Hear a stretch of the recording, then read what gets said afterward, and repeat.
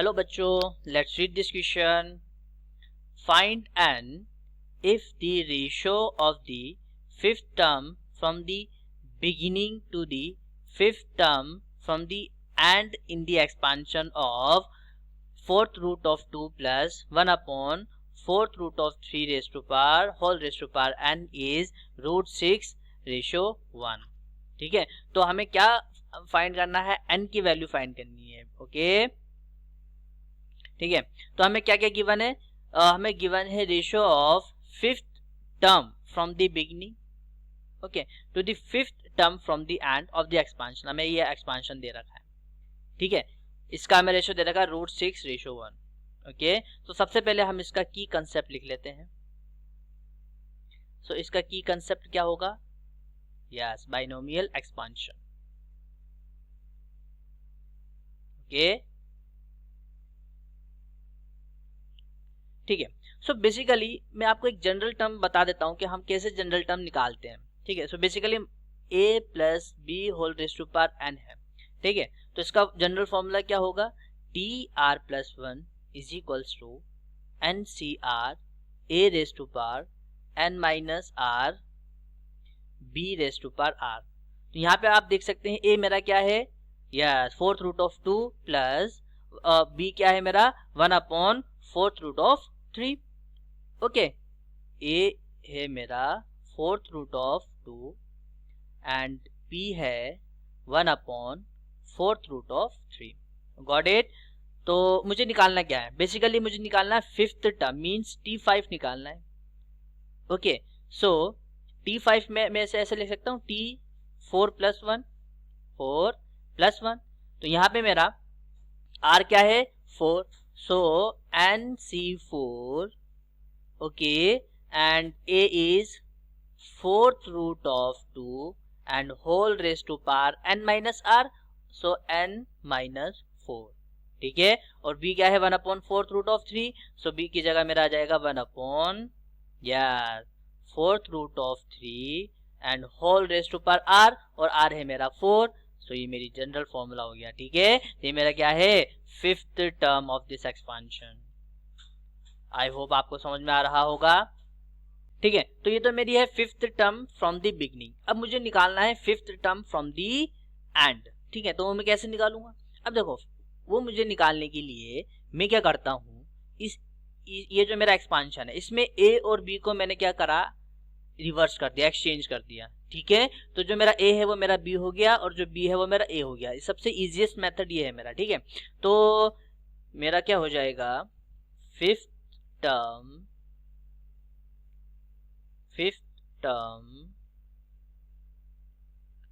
From the end is equals to fifth term from the beginning of which expansion. जो मैंने इसको reverse करा है ना, उसका बिगिनिंग जो वाला, उसकी जो स्टार्टिंग वाली जो फिफ्थ टर्म होगी वो बेसिकली इसकी फिफ्थ टर्म होगी एंड से. ओके, सो ये मेरा एक्सपांशन क्या हो जाएगा?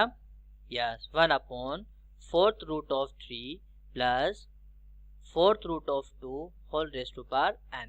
ठीक है, इसका जो इस एक्सपांशन का जो फिफ्थ टर्म होगा बिगिनिंग से, वो इस वाले एक्सपांशन का या फिफ्थ टर्म होगा एंड से.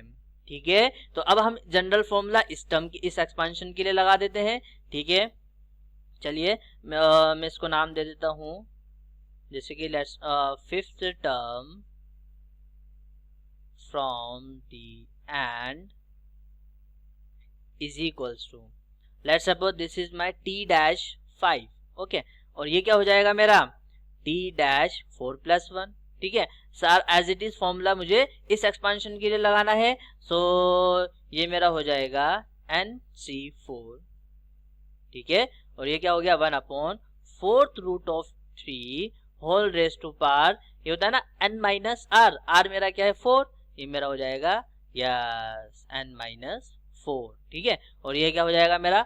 Fourth root of 2 whole raise to power, yes whole raise to power r, और r क्या है मेरा? 4.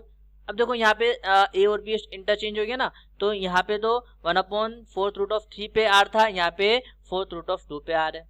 ठीक है, सो चलिए अब इसे सॉल्व कर देते हैं। ठीक है, अब देखो मुझे पता है और क्या गिवन है मेरे पास, और मुझे गिवन है इन दोनों का जो रेशियो है T5 और T-5 का जो रेशियो है वो है 6:1। It means T5 upon T-5 is equals to √6/1।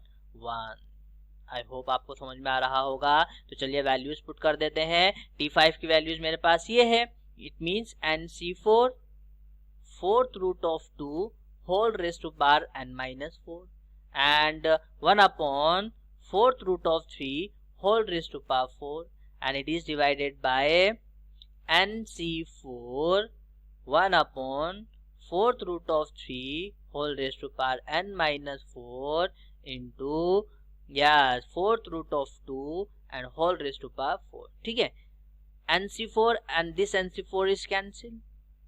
I hope आपको समझ में आ रहा होगा। और ये किसके बराबर है, ये है मेरे √6/1 के बराबर। आई होप आपको समझ में आ रहा होगा। चलिए अब देखते हैं हमारे पास क्या क्या रिमेनिंग बचा। हमारे पास बचा 4√2 whole raise to power n-4 1/4√3 whole raise to power 4 and it is divided by 1/4√3 whole raised to power n-4 into 4√2 whole raised to power 4। ठीक है, this is equals to √6/1। Clear. चलिए अब देखो लाइक टर्म्स की जो power है उनको हम ऐड और सब्ट्रैक्ट कर देते हैं। देखो 4√2 एंड 4√2 इसकी पावर है n-4, इसकी पावर है 4। क्लियर। तो यहां से अब अगर 4√2 whole raise to power n-4 ये डिवाइड में है, इसको हम ऊपर ले जाएंगे तो ये क्या हो जाएगा मेरे पास -4। क्लियर। इनटू हियर इज, अब ध्यान से देखना मेरे पास ये जो है 1/4√3 होल रेज़ टू पावर 4 एंड 1/4√3 whole raise to power n-4। या तो आप इस टर्म को ऊपर ले जाओ या आप इसको नीचे ले आओ। ठीक है, तो ये मेरे पास क्या बन जाएगा, ये मेरे पास हो जाएगा 1/4√3 होल रेज़ टू पावर। ठीक है, तो जब आप इसको ऊपर लेके जाएंगे तो आपके पास बन जाएगा 4 minus n minus minus plus and this is 4। ठीक है, तो मेरे पास क्या बन गया, दिस इज इक्वल्स टू √6।